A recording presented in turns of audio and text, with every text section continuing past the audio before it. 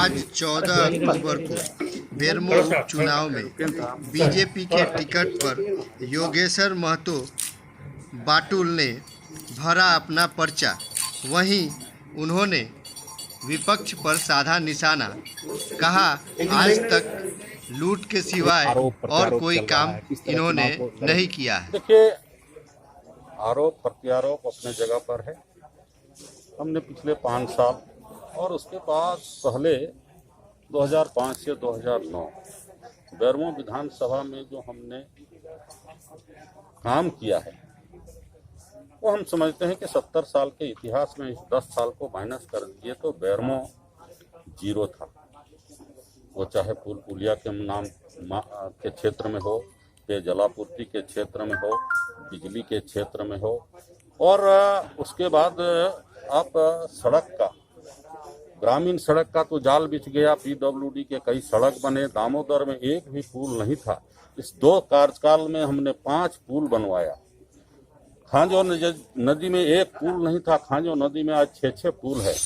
आज श्यामलता नदी में एक पुल नहीं था, 3 पुल है। गरगा जैसा जगह, और जो हमारे अभी जरीडी प्रखंड में 42 किलोमीटर पीडब्ल्यूडी का रोड बन रहा है। अभी दांतू से जो आपको चलकरी तक होते हुए करगली गेट तक और सिरली साड़म से लेकर के कठारा तक का जो पथ बन रहा है, उसमें 3 पुल के साथ हम सीधे तौर पर बेरमो बिल्कुल ग्रामीण क्षेत्र से कटा हुआ था। कोयलांचल जो 3 है वो बिल्कुल छटा हुआ था।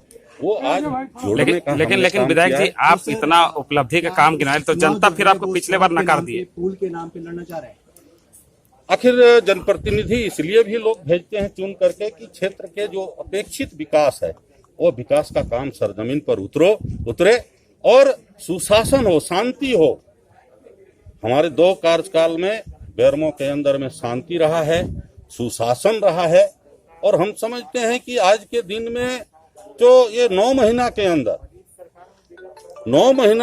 इसके पहले भी 16 महीना की सरकार रही, वर्तमान जो अभी मुख्यमंत्री हैं उनके नेतृत्व में, उसके पहले भी मधु कोड़ा का लूटकांड किसको नहीं पता है।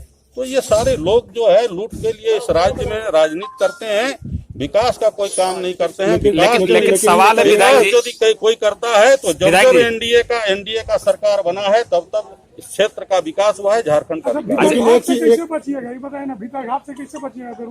नहीं, कोई भीतरघात नहीं है। अभी हम लोग एनडीए इंटैक्ट हैं और हम समझते हैं कि ठीक है, अपेक्षा एक चीज हो रहा है उसका आपको कुछ लॉस होगा। नहीं, निजीकरण जहाँ भी हो रहा है उसमें भी हम लोग रोजगार दे रहे हैं। और अभी नया आरआर पॉलिसी बना है, उस आरआर पॉलिसी पर भी हम लोगों ने बात किया है। उसमें कुछ संशोधन है। उस संशोधन के साथ हम लोग केंद्र सरकार से आग्रह करेंगे कि आम लोगों के बीच में रैयतों को सुविधा देते हुए, रैयतों को साथ लेकर के, उसको विश्वास में लेकर के हम लोग निश्चित रूप से आगे बढ़ेंगे। आखिरी सवाल, आजसू समर्थन कर रही है इस बार, क्या लगता है कि इस बार के चुनाव में मदद मिलेगा? निश्चित रूप से मिलेगा। हमारे साथ आजसू, आप तो कह रहे हैं कि एनडीए गठबंधन है। अभी देखे हाल में आपके जो हमारे उलगुलान है, उलगुलान भी हमारे साथ आया है। हमारा तो प्लस हो रहा है लेकिन उनका माइनस हो रहा है उनके नेतृत्व में। उसके पहले भी मधु कोड़ा का लूटकांड किसको नहीं पता है। तो ये सारे लोग जो है लूट के लिए इस राज्य में राजनीति करते हैं, विकास का कोई काम नहीं करते हैं। लेकिन सवाल है विधायक जी, यदि कोई करता है तो जब तक एनडीए का सरकार बना है तब तक इस क्षेत्र का विकास हुआ है, झारखंड का विकास। नहीं, कोई भीतरघात नहीं है। अभी हम लोग एनडीए इंटैक्ट हैं और हम समझते हैं कि ठीक है, अपेक्षा एक चीज जनता को कैसे समझाएंगे? जनता करिए कि लॉकडाउन में बाटुल जी कभी एक बार देखने के लिए नहीं आए।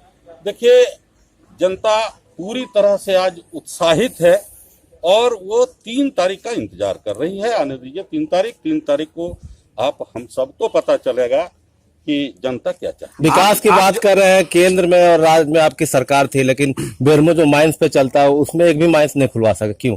नहीं, माइंस में जो प्रक्रियाएं हैं, जो कानूनी प्रक्रियाएं हैं, एनओसी लेना, पर्यावरण का जो एनओसी लेना, जो सिस्टम बनाया गया है ग्राम सभा से उसकी स्वीकृति लेना, वो सिस्टम के आधार पर कई अड़चने थी, उस अड़चनों को पार करते हुए हम समझते हैं कि अंतिम पायदान में है।